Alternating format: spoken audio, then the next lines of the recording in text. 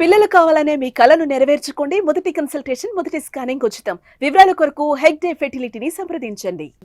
కీర్తన గారి యొక్క ప్రస్థానము అన్నమయ్య జిల్లాలో స్టార్ట్ అయ్యి అత్తగారిల్లు చిత్తూరుకు వచ్చింది. చిత్తూరు నుంచి ఉద్యోగరీత్యా భర్త తిరుపతి జిల్లా బాలాజీ జిల్లాలో వచ్చి బాలాజీ జిల్లాలో కాపురం ఉన్నారు. భవిష్యత్తులో ఎమ్మెల్యేగా పోటీ చేయాలంటే ఎక్కడ కాడబెడతారు మీరు? అసలు అంత దాకా మేమైతే ఊహించలేదు సార్. జస్ట్ ఇప్పటి వరకు రాజకీయంగా మనం ఒక సుస్థిరమైన స్థానంలో ఉన్నాం. దాన్ని పదిలం చేసుకుంటూ మనతో ఉన్న వాళ్ళకి న్యాయం చేయాలన్న ఇంటెన్షన్లోనే ఉన్నాను. బాస్ సిద్ధాంతాలకు అనుగుణంగా పనిచేస్తున్నాను. ఫ్యూచర్లో బాస్ అవకాశం ఇస్తే ముందు మనం ప్రణాళిక కూడా వేసుకోవాలి కదా. ఆయన అడిగేటప్పటికి మనం ఒక కంప్లీట్ స్ట్రక్చర్ పెట్టుకోవాలి. దాని దగ్గర ఆర్థికంగా మనం స్థిరపడాలి. అక్కడ ఉన్న క్యాడర్ని మనం మమేకం చేసుకుని పోవాలి. ఆ తర్వాత ఆలోచిస్తాను. బట్ నాకైతే రోజా గారి మీద ప్రత్యేకమైన ప్రేమ. సో ఫ్యూచర్లోకి వెళ్ళే ఛాన్స్ ఉంటే రోజా గారి మీదే పోటీ చేయాలనుకుంటాను. రోజా గారి మీద అవకాశం వస్తే రోజా గారే ఇక్కడ ఏపీ రాజకీయాలు వద్దని తమిళనాడుకు పోతుంటే మీరు తమిళనాడుకు పోతారా ఏంటి?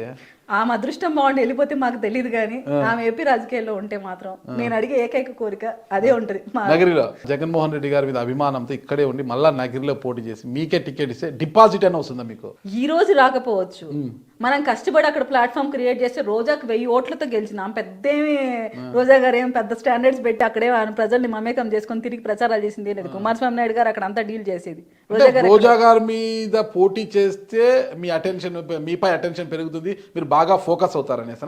అట్లయితే నా ప్రాంతం కడప పులివెందులలో పోటీ చేసి ఇంకా జగన్ గారి పైన పోటీ చేస్తానని చెప్పచ్చు కదా నేను. Okay okay okay.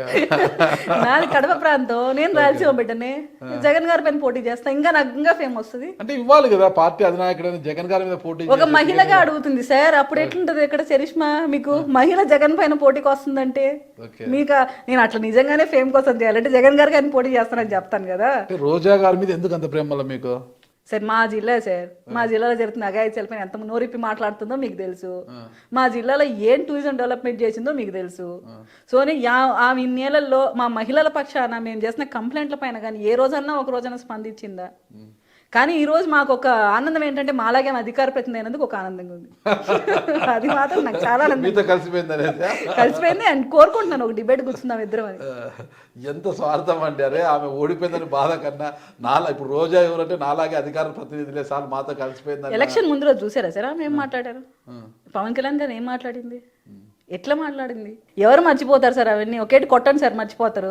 ఒక మాట ఎట్లుంటుంది సార్ మనసుకి? మీరు అధికారంలో ఉన్నారు, నేను యాక్సెప్ట్ చేస్తాను, ఆ విధంగానే మాట్లాడండి. ఇప్పుడు ఎంతమందికి ఉందాగా మాట్లాడట్లేదు, ఈవిడ మాత్రం ఎలా మాట్లాడతారు సార్? మీకు చెప్తున్నారు, నాకు కానీ ఫేమ్ కావాలంటే జగన్మోహన్ రెడ్డి గారి మీదే పోటీ చేస్తానని చెప్తాను. కేవలం రోజా గారికి కాన్స్టిట్యున్సీ మీద పట్టు లేదు. మీరు గమనిస్తే ఆమె ఇంటి ముందర రోడ్ లేదు. ఎన్నోసార్లు చెప్పాను ఈ మాట, ఆమె ఇంటి ముందర రోడ్ లేదు. అటువంటి ఆవిడ 1000 ఓట్లతో గెలిచింది. నేను ప్లాట్ఫామ్ క్రియేట్ చేసుకుని దానికి సంబంధించి అన్ని వనరులు ఏర్పాటైనా నేను వస్తానంటున్నాను. నేను అవకాశం వస్తే నగరం నుంచి పోటీ చేస్తాను ఖచ్చితంగా, భవిష్యత్తులో ఖచ్చితంగా. ఓకే. ఇప్పటికే అసెంబ్లీలో చంద్రబాబు నాయుడు గారు, ఆయన కుమార్ లోకేష్ గారు ఉన్నారు, ఇంకా వాళ్ళ బావమరిది లెజెండ్ బాలకృష్ణ గారు ఉన్నారు. ఇప్పుడు పవర్ స్టార్ పవన్ కళ్యాణ్ అంటే మీ నాయకుడు జనసేన పవన్ కళ్యాణ్ గారు ఇప్పుడే కళగా ఉందన్నమాట. సెలబ్రిటీలతో మొత్తం కూడా అసెంబ్లీ మరో సెలబ్రిటీ అడుగు పెట్టబోతున్నారు. నాగబాబు గారు మంత్రివర్గంలో చోటు రానుంది ఆయనకు. త్వరలో ప్రమాణ స్వీకారం కూడా ఉంది. ఒక జనసేన వీర మహిళగా ఎలా ఫీల్ అవుతున్నారు?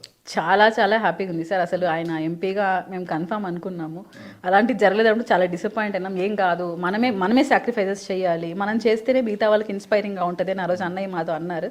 కానీ ఈ రోజు మళ్ళీ మేము అన్నయ్యని ఈ స్థాయిలో చూస్తున్నందుకు చాలా ఆనందంగా ఉంది. అండ్ ఇవ్వాల్సిన పొజిషన్ కూడా అన్నయ్యకి.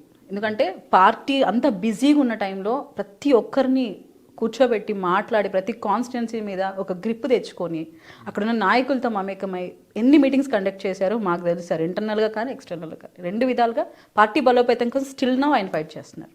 ఎందుకంటే మనోహర్ సార్ బిజీగా ఉన్నారు, కళ్యాణ్ సార్ బిజీగా ఉన్నారు. సో నెక్స్ట్ నేనే తీసుకోవాలి బాధ్యతని ఆయన తీసుకున్నారు. ఏడాది లోపు లోకల్ బాడీ ఎలక్షన్స్ కూడా రానున్నాయి కదా. మరి స్థానిక సంస్థల ఎన్నికల్లో భాగంగా మేయర్ కావచ్చు, జెడ్పీ చైర్మన్ కావచ్చు, వీటిపైన ఏమన్నా ఆసక్తి ఉందా మీకు? ముందు కార్పొరేటర్ అవ్వాలి కదా సార్. మనం ఫస్ట్ దాని మీద కాన్సన్ట్రేట్ చేయాలి. కార్పొరేటర్ అయితేనే మేయర్ అవుతారు, జెడ్పీడీసీ అవుతానే చైర్మన్ అవుతారు. దాని మీద ఆసక్తి ఉంది అంటే కార్పొరేటర్ అయితే కావాలి మీరు. అంటే ఆసక్తి ఉందా ఆ పీఠంపై కూర్చోవాలని? అలా అయితే థింకింగ్ చేయట్లేదు సార్. జస్ట్ మాకు ఈ మంత్ ఎండింగ్ లోపల పొజిషన్స్ డిక్లరేషన్ ఉంది. సో పార్టీ పదవులు పార్టీ పదవులు ఇప్పుడు ఆల్రెడీ ఉన్నారు కదా పార్టీ పదవులు అధికార ప్రతినిధిగా. అంటే పార్టీ పదవులు అంటే ఇంకా కొంచెం యాడ్ అవుతాయి, కొన్ని పదవులు కొంచెం ఫిల్ చేస్తారు. అలాగే ప్రభుత్వ పదవులు కూడా వస్తున్నాయి, అవి కూడా ఉన్నాయి. సంక్రాంతి లోపల లిస్ట్ ఉంది, అవన్నీ అవనియండి. మొత్తం అన్ని ఫిల్ అయిన తర్వాత ఎవరు మిగులుతారో వాళ్ళు దానికి పోటీ పడినివ్వండి. అందరూ ఒకే ఆ జాబితాలో మీరు ఉండే అవకాశం ఉందా? బై గాడ్స్ గ్రేస్ అంతే కదా సార్, ఏం చెప్పలేము.